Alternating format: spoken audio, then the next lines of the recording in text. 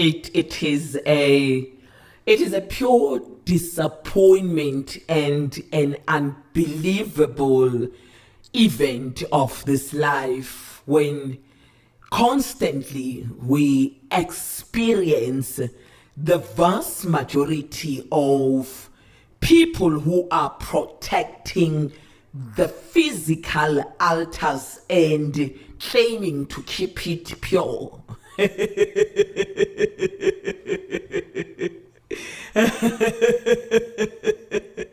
That the people with all that they have built beautiful altars, and they've put all things in those man-made physical altars, and they do everything to ensure that, according to them, no unclean or impure people stand in those altars. But here's a very disturbing question, a very disturbing experience, is that many of those people who so dearly protect those physical altars have an altar. That is an altar of God. That is an altar of God. That is a primary altar which is impure, an altar which is dissolute, an altar which is broken, the altar with God, where God dwells, the altar that every one of us should nourish, the altar that we should ensure that we keep pure our bodies. God calls us into preserving, God calls us into keeping our bodies to be pure and a holy sacrifice for God, not those physical structures that we are protecting today. It is a shame to see that we do all to beautify those physical altars when people see, and they see how beautiful and how expensive those altars are, yet we have these altar where the God who is our Father dwells, and these altars are broken, and these altars are impure, and these altars are torn into pieces, and these altars are doing all things that which they disgrace God.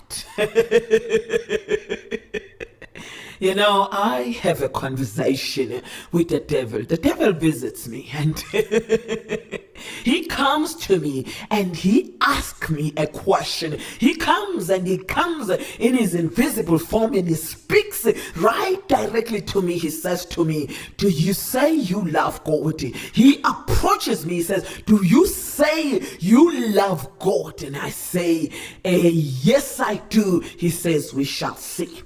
And when he finishes to say, "We shall see," he walks away. I tell you that, my friend, just after the devil asked me that question, oh hell, I went through the storms of life that I have never seen. I went through the times of life that I have never thought I'd go through. I remember that it even came to a point where I almost said there was no God. I almost said, "God, you are not alive," when the trial that Satan put upon me, when he says, "We shall see." Oh, Atamaya, Ayatisa. Salatuya, Atesekayeliya. Halusha Kayatesia.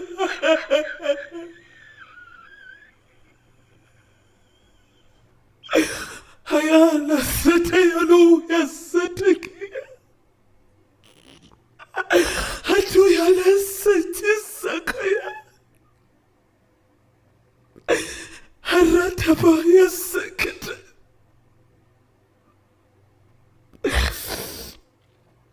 And he said to me, "We shall see that you love God." And this man called the devil, he took me through the worst challenges that I could ever imagine, I would ever experience in my walk. I was tossed and turned by demons.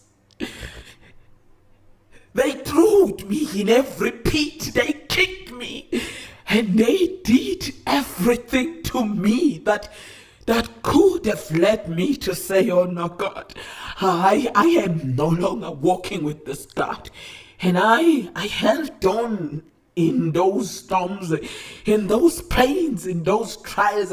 I held on, and not that it was enough that he spoke to me face to face, he also came through my dream, and he stood there and he was laughing at me, and I kept on praying, and I kept on praying, and I stood and I stood and I stood and I stood and I prayed, and I looked at him, and I came out. I want to tell you that I came out victor. I came out victor.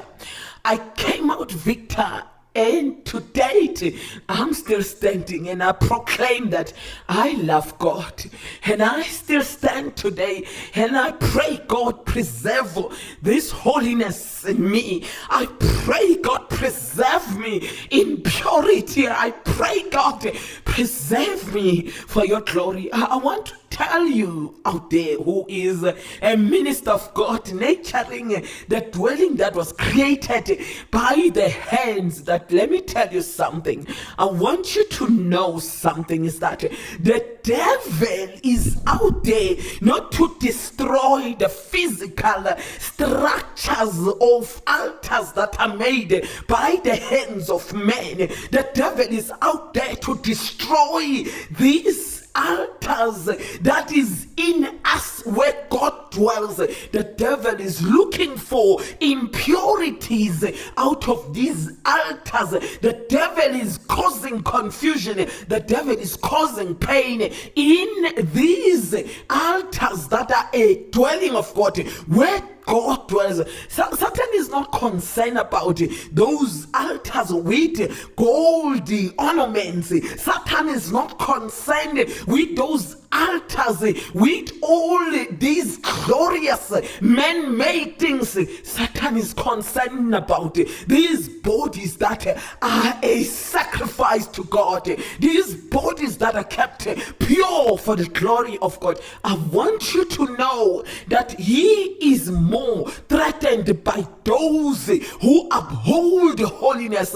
He is threatened by those who obey God. The devil is not threatened by the magnitude of your church. The devil is threatened by one person who truly walks with God, and the devil is intentional in destroying those who are pro God, who walks with God. And if today you're one of those people who's been preserving altars with gold ornament, I want to tell you that you are on the wrong direction. Change your direction. Purify the altar of God.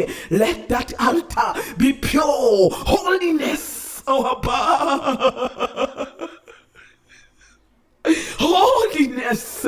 A generation of God will uphold holiness. Who shakata. Holiness. Holiness, people. Holiness. Holiness. In the name of Jesus. Holiness. Holiness. We have to be holy. Keep our bodies as a sacrifice to God. Be holy, for I am holy. Be holy, for I am holy. Be holy, for I am holy. Be holy, for I am holy. Be holy, for I am holy. Be holy, for I am holy. Be holy, for I am holy. Be holy, for I am holy. Be holy, be holy. Be sanctified, consecrated. Be holy, for I am